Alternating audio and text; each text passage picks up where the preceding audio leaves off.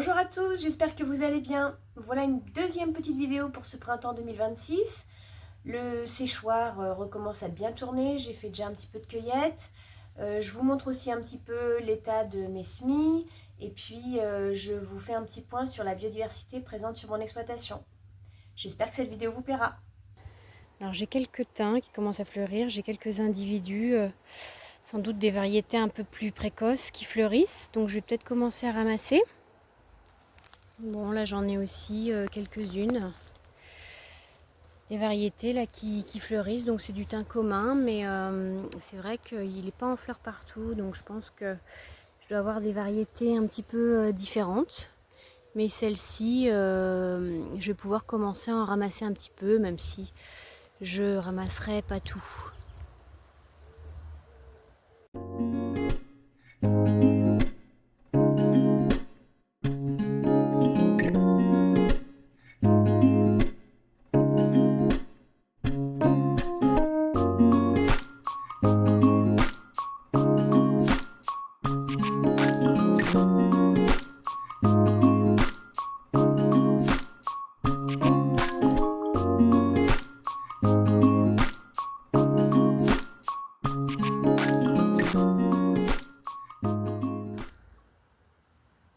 Alors là, je vous ai pris là parce que dans mon appentis, il y a une colonie de Bombus hypnorum. C'est des bourdons qui ont l'habitude de nicher dans des cavités d'arbres ou dans des nichoirs à oiseaux.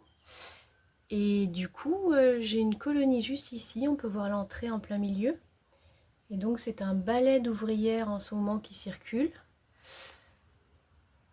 qui fait des allers-retours. Vous allez en voir plusieurs. Alors voilà une ouvrière. Et on peut voir les pelotes sur ses pattes arrière pleines de pollen.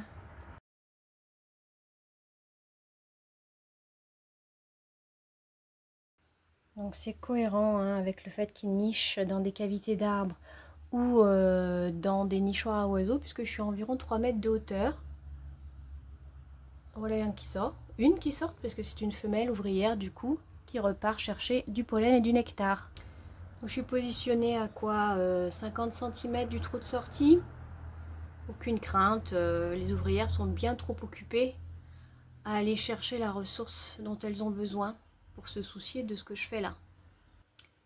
Les bourdons font partie de la grande famille des abeilles.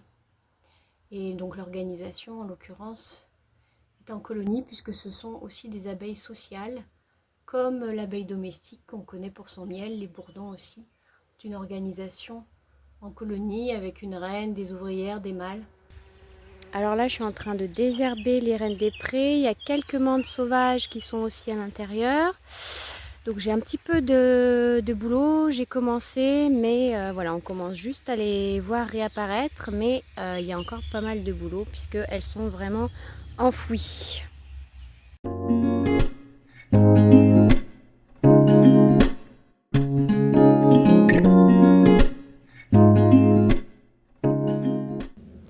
Alors ça, c'est les semis qu'on a fait ensemble il y a une dizaine de jours. Donc moi j'en ai fait d'autres parce que j'en avais pas encore tout à fait assez. Je vais vous les montrer, même si pour l'instant il n'y a pas grand chose à voir. Bon, les voilà. Je les ai faits il y a quelques jours et ça commence tout juste à sortir. Donc là j'ai un pied de consoude que j'ai implanté l'année dernière qui est très beau. Donc ce que je vais faire, c'est que je diviserai la souche à l'automne pour pouvoir en mettre un peu plus, puisque là j'ai vraiment plein d'anthophores et plein de bourdons qui profitent de cette ressource au printemps. C'est une plante très intéressante pour eux. Donc je vais la multiplier pour en avoir davantage sur mon terrain les années suivantes.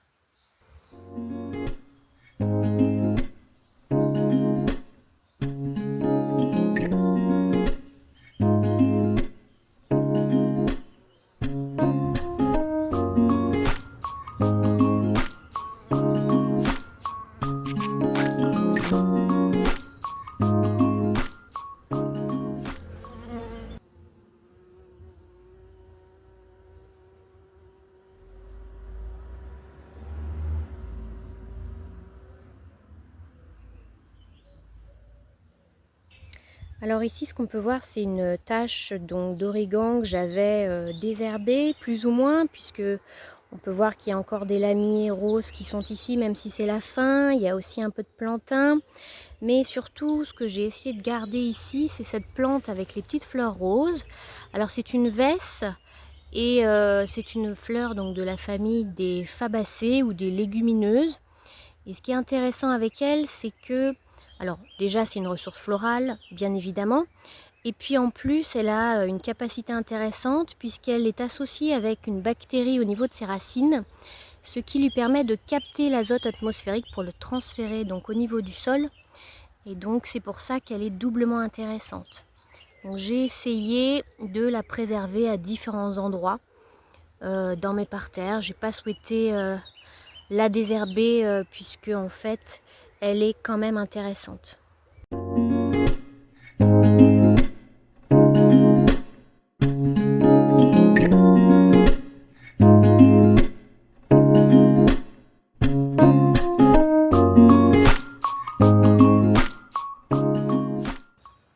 Alors voilà les semis. Quelques jours plus tard, de nouveau, ça a quand même un petit peu changé. Ça, c'est les menthes bergamotes que j'avais plantées il y a quelques temps. Donc là, elles repartent bien. Donc voilà, c'était juste pour vous montrer un petit peu comment ça se développait de ce point de vue-là.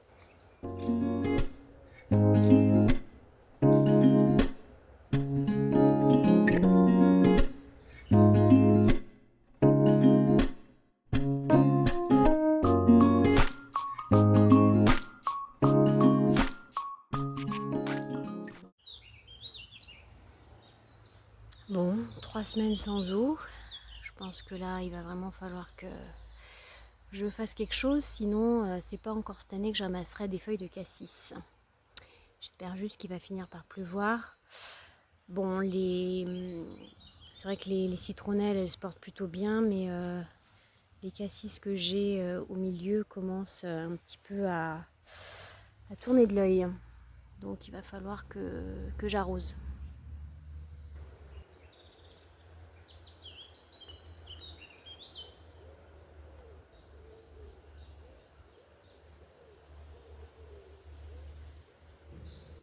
Alors là, j'ai des jeunes larves de coccinelle qui sont donc visibles sur l'image. J'en ai une ici, une là, elles sont un peu grises. Donc c'est des larves de coccinelle à un stade assez jeune. Donc elles sont en train de se régaler de pucerons. Et puis j'en ai donc par exemple une autre ici, là, à un stade un peu plus avancé.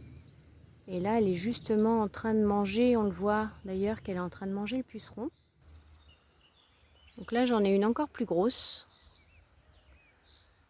à un stade encore un peu plus avancé. C'est une larve de coccinelle. Voilà, j'espère que cette petite vidéo vous a plu. Je vous dis à très vite.